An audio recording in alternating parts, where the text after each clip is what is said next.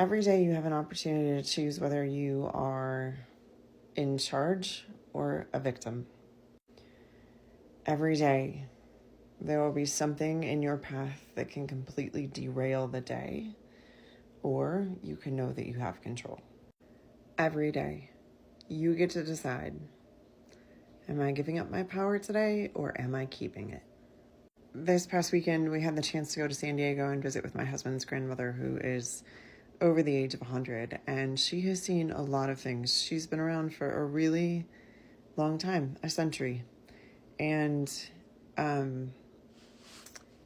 she was posed with this question: do you think it's harder now, or do you think it was harder when you were growing up? There are hard things about every time period. There are difficult things about every time period.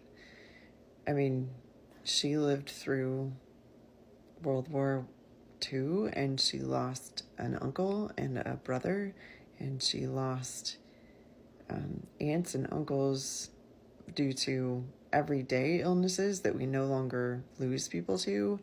And she's lost every single one of her siblings, her spouse, all of her spouse's siblings. She's lost 2 of her children.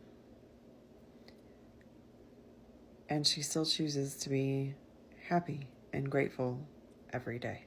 She is a stunning example of what we can do with our life if we choose to say, I'm not a victim of life.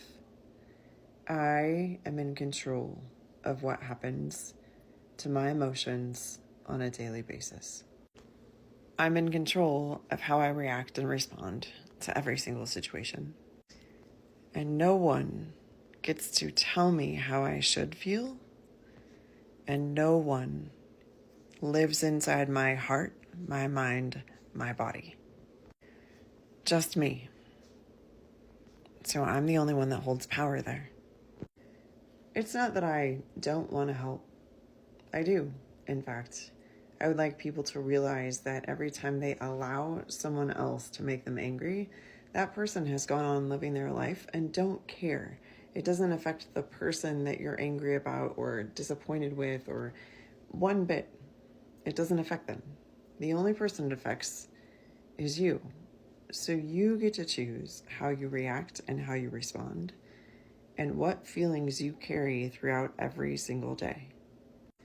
I also truly want to help people have their absolute best optimal health at any age. Because if I make it to 103, I want someone there to make sure that I'm getting enough protein and I'm getting enough exercise and I'm getting enough hydration throughout the day. You have access to so much information. It's all at your fingertips. And you can spread that information so quickly.